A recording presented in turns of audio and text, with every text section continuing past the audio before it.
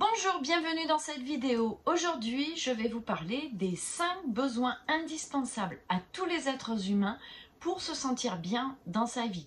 Quand il vous manque un ou deux de ces besoins, vous allez avoir l'impression d'avoir une vie bancale. Et je vais faire aussi le parallèle avec les points importants à regarder dans un thème astral pour combler, enrichir les besoins d'une personne. Je vous retrouve tout de suite après le jingle.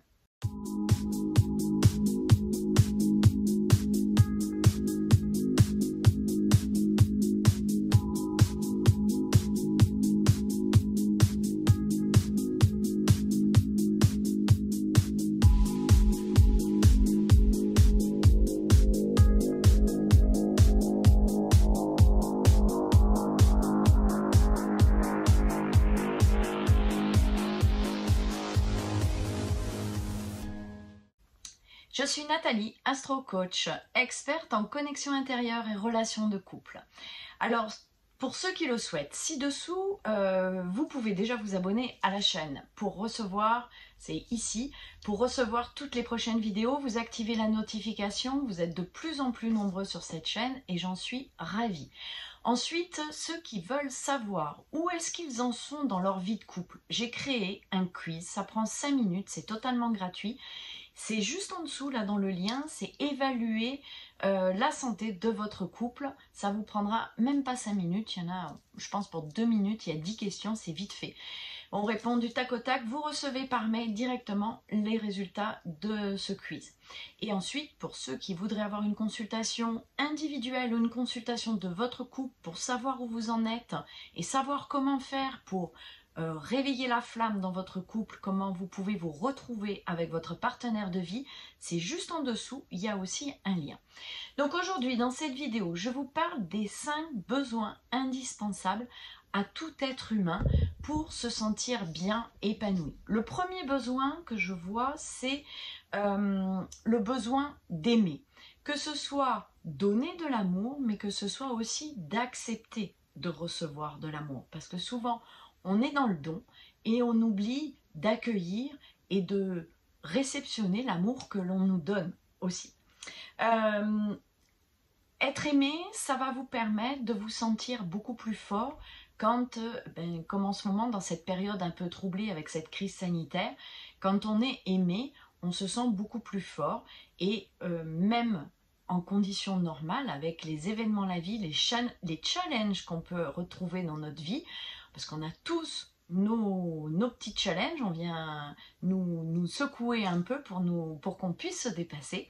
Donc, quels que soient les challenges dans votre vie, si vous vous sentez aimé, si vous êtes aimé, si vous aimez, eh bien vous serez beaucoup plus fort, vous serez prêt à soulever des montagnes pour vous dépasser et surmonter les challenges de la vie.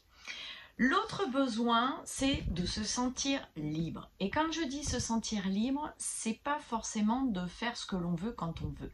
C'est aussi de larguer les amarres. Larguer les amarres au niveau peut-être des contraintes ou du poids du passé que vous avez. Ça peut venir de l'éducation, ça peut venir de vos anciens chéris, ça peut venir des relations ou des relations avec les parents, les frères et sœurs. Ça peut venir aussi de choses que vous avez vécues dans votre vie, tout ce qui est un poids pour vous dans votre vie. Des fois, on sent qu'il y a quelque chose qui nous empêche d'avancer, qui nous empêche de nous sentir libres. Voilà, donc c'est larguer les amarres et ça se passe éventuellement avec un accompagnement, avec un coaching, on largue les amarres. Ça va vous permettre d'avoir plus de cohérence avec vous-même, d'être plus en accord avec vos valeurs de vie et on en reparlera sûrement dans une autre vidéo et vous allez vous sentir beaucoup plus épanoui, plus heureux. Le troisième besoin que je vois, c'est le besoin de lien avec les autres. L'être humain ne sait pas vivre tout seul. D'ailleurs, si vous regardez un bébé, quand il naît, s'il n'est pas entouré, même de serait-ce qu'une personne, que ce soit la mère, le père, ou même dans un orphelinat, une personne qui va le nourrir, un enfant ne sait pas, un bébé ne sait pas se débrouiller tout seul et il a besoin d'être accompagné, d'être entouré, d'avoir du lien et même il a besoin de câlins. C'est pour ça que souvent on prône aussi le pot à pot pour les bébés qui sont nés prématurément, pour les aider à mieux se développer. On a besoin aussi donc d'être en lien, mais c'est l'entraide, c'est d'être avec des personnes, d'être en contact. Alors ça va être les amis, ça va être la famille, ça peut être les collègues de travail. C'est pour ça qu'en ce moment, beaucoup de gens, avec cette crise sanitaire, sont un peu perdus, parce que non seulement il y a beaucoup de couples qui explosent, donc on ne se sent plus aimé, et on n'aime plus forcément l'autre personne, on ne se sent plus libre de nos faits et gestes non plus, on manque cruellement de lien social et ne serait-ce que de câlins, mais du coup ça rejoint le côté se sentir aimé. Et le quatrième point que je voulais vous partager des besoins, c'est de savoir se faire plaisir. Et aujourd'hui, c'est vrai que c'est un peu compliqué de savoir se faire plaisir, mais on peut quand même y arriver. Si on cherche bien, on peut quand même y arriver. C'est quoi savoir se faire plaisir? C'est prendre du temps pour soi aussi. J'allais dire, c'est d'aller, par exemple, faire un massage, mais en ce moment, c'est un peu compliqué. Mais ça peut être simplement d'aller se promener, de prendre un temps pour soi, de faire quelque chose qui est important pour vous sentir bien. Très souvent, je vois dans les coachings, quand un couple, quand ils se rencontrent, ils ont chacun leurs activités de leur côté. Et très souvent, principalement les femmes quand même, on a tendance à oublier les choses, enfin à laisser tomber les choses qu'on faisait avant de rencontrer notre chair et tendre.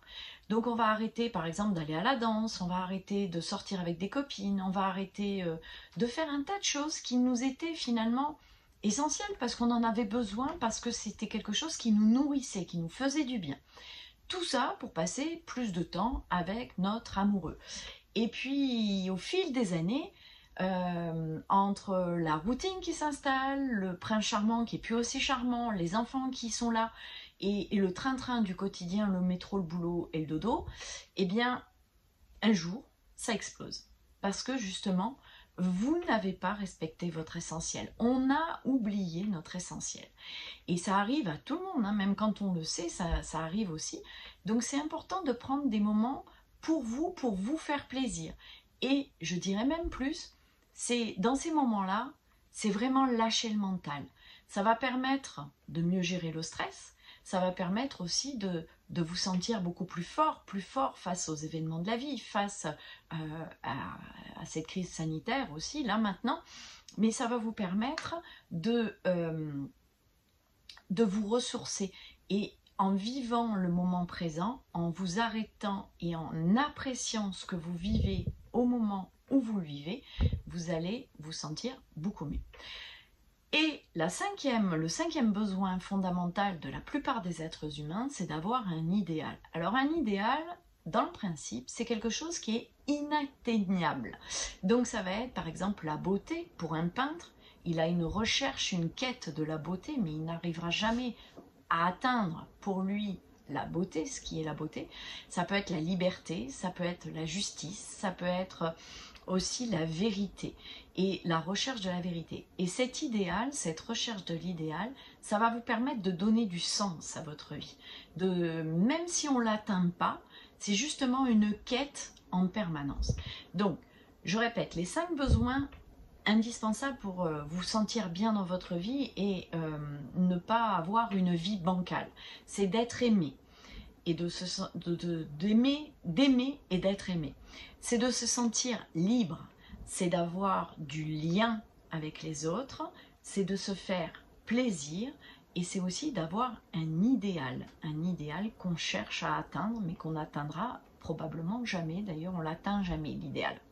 Ensuite, en astrologie, vous allez, ce qu'on va regarder en astrologie, je vais faire le parallèle avec l'astrologie. En astrologie, on va regarder la maison 2. La maison 2, c'est la maison des besoins, des compétences, des talents, des valeurs profondes qu'on a au fond de nous.